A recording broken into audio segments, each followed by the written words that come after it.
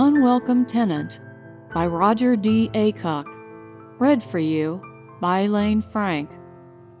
It happened just before he reached the 0 point, the no man's land in space, where the attenuated gravity fields of two planets meet and cancel out. Maynard was dividing his attention equally between the transparent bubble that housed the mind's pendulum and the two ports, forward and aft, that broke the steel paneling of the control cubicle. He listened critically to the measured clicks of the Geiger counters and the quiet sibilance of the air purifiers, and in spite of his weightlessness and his total loss of equilibrium, he was quite calm. But deep inside him, under his trained calmness, Maynard felt a steadily growing triumph, a swelling exultation that was a thing quite apart from scientific pride. The feeling that he was a pioneer, an advance guard for a conquering people, elated him and multiplied the eagerness in him when he turned his eyes to the forward port where Mars hung, full and ruddy, a spotted enigmatic disk of promise. Earth hung in the after port, behind and below him, a soft emerald crescent in its first thin quarter. A warm green sickle that was home. A hustling, verdant young world, impatient to push its way across black, empty space and satisfy its lusty curiosity about its cosmic neighbors. He was at the end of his second day out, and he had covered roughly half the distance he must travel. The atomic jets had cut off long ago, at escape velocity, and would not come on again until they were needed to slow his approach. The midpoint lay just ahead.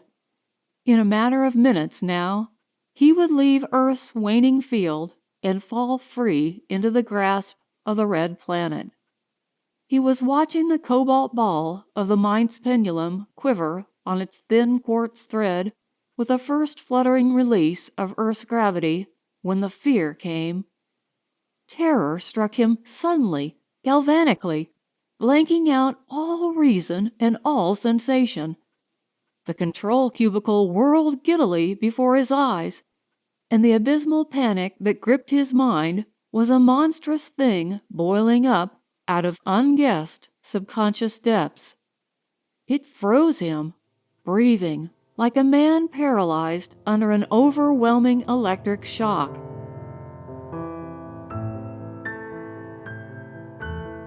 It was not fear of death. It was not even his own fear. It was the blind panic of something inside him whose existence he had never remotely suspected, something that shrieked soundlessly in senseless maniac terror and fought to tear itself free of him. He was torn by the struggle for an interminable instant, and then it was over. He felt it writhe loose from the encumbrance of his mind, like a madman writhing out of a straitjacket, and then it was falling back toward Earth, away from him. He could sense it plainly once it was outside of him, a malevolent, intangible thing that fell back swiftly toward the emerald crescent of Earth. He sat for a moment dazed while breath came back into his lungs and the steel-paneled cubicle grew steady again before his starting eyes. And when it had gone in the distance and he could no longer feel the frenzy of its terror, he felt the swift, unbounded freedom that a spirited horse feels when it has, unexpectedly, lost its rider. He was still Robert Maynard, but with a difference. He was free.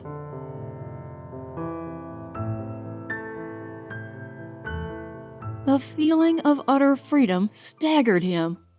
For the first time in his life, he possessed himself entirely, without doubt or reservation, a complete and serene entity. He could feel his consciousness still expanding, reaching into every hidden corner of his mind, and taking control of functions he had not dreamed of before. An analogy occurred to him in perfect exactness of detail. He was like a man waking from a vague world of sleep to find that what he had thought a single small room was in reality a spacious house. There were other rooms than the cramped chamber he had lived in all his life. Rooms that had been tenanted a moment before by something else, but which lay open and ready for his own use now that their tenant was gone. A moment before, his ego had occupied a meager 1/12 of his brain. With its departure, the whole of his mind was his. As suddenly as that, he knew what had happened to him and why, and his incredibly multiplied intelligence arranged the details of it precisely for his consideration. He had been host to a parasitic intelligence without knowing it all his life. He had moved at its dictates, following his own will only when it slept or tired or was distracted, never succeeding fully in any endeavor of his own because it was in control and must be obeyed. He knew when he had explored the vacated premises of his newly freed mind that it was only one of many, that all Earthmen had tenants like it, intangible parasitic entities subsisting upon and controlling the human life force. He thought, "No wonder we have wars on Earth. We have no common ground for agreement because we are under their compulsion. They know our inherent abilities and keep us at each other's throats lest we learn of them and destroy them. Everything that man has accomplished has been done in spite of them." He looked with new eyes at the instrument panel under the forward port and was astonished at the crudity of the engines it controlled. He was primarily an astrophysicist, and his understanding of atomic propulsion had been negligible. Now its every function was clear to him at a glance. Experimentally, he drew a graph of the arc he described through space, and knew to a minute how long it would be before the braking jets slowed his speed for landing. He raised his eyes to the forward port where the ruddy disk of Mars hung framed against the black velvet backdrop of space, like a red jewel burning dully among a random display of lesser brilliance, beckoning him on with the future's illimitable promise.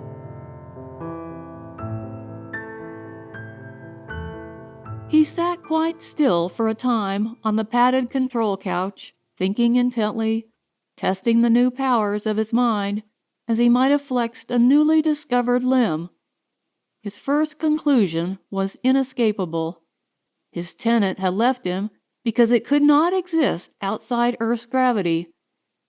It had been forced to quit him or perish, and its departure had made him the first really free man. They were not invincible.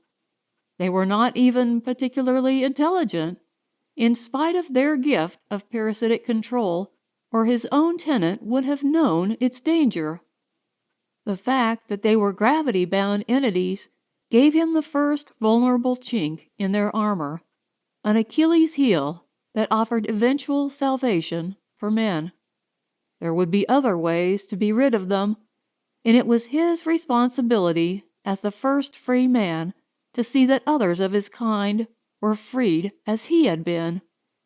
He pictured the harmonious integration of an Earth peopled by free men, and saw clearly the heights men might reach unhampered by their tenants. His own possibilities, when he had summed them up, awed him in their extent.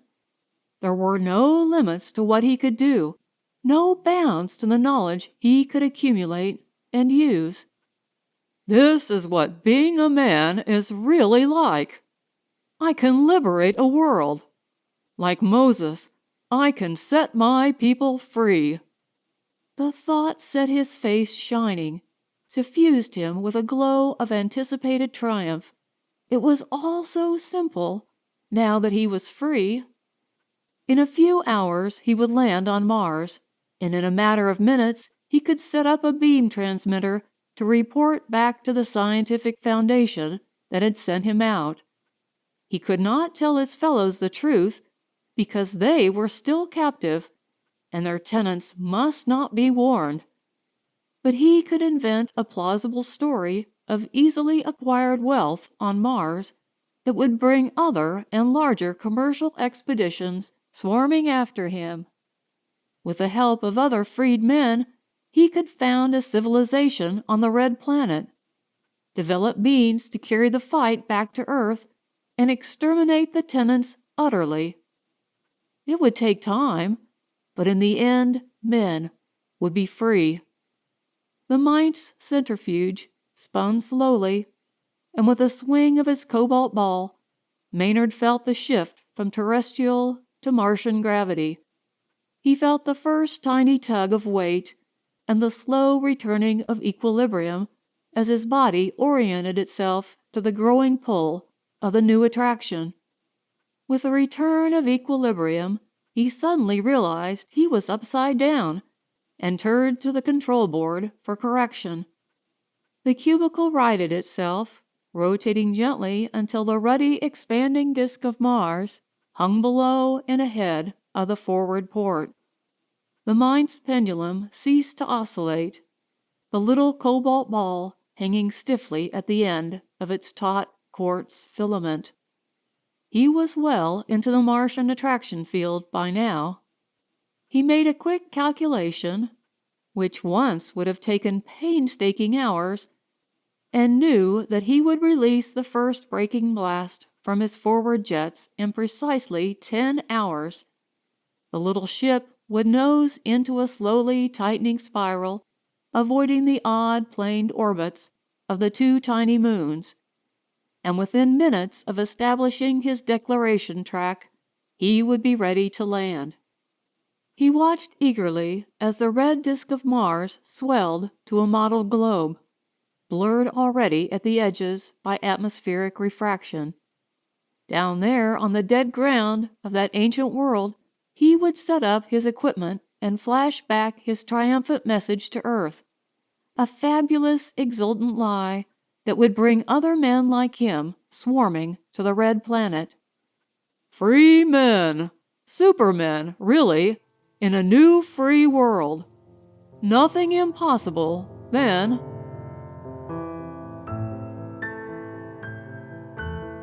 Later, he shut off the braking blast of the forward jets and felt the soft rubber foam padding of the couch rise gently under him as deceleration ceased. He was well into his landing spiral, eating up the paltry thousands of miles that lay between him and the shining future. He lay back on the couch, smiling, his mind busy with the message he would beam back to Earth, planning already the campaign he would carry out. Years must pass before men were freed completely of their tenants, perhaps decades. But time did not matter. It was essentially a simple task, because he and those to come after him would be free of their compulsion. Serene, unhampered supermen to whom time was nothing. In the end, they could not fail. Something impinged sharply across his new perception, a chill, groping tentacle of questioning intelligence. The smile froze on his face. He sat up stiffly, numbed with the unforeseen horror of what was happening to him. The groping ceased, and the hungry intelligence from outside poured into his mind like smoke into an empty room, smothering his feeble attempt at resistance. He rose and went to the forward port, staring dully down at the uprushing sandy wastes, and tried to recall what glorious thing it was that he had been thinking. Or had it been only a dream? Somewhere, in the farthest recess of his blunted consciousness, a thought formed and floated like a bubble, up into his awareness. But like a bubble, it burst, and its meaning was lost on him. "There were tenants on Earth," it said. "Why not on Mars, too?"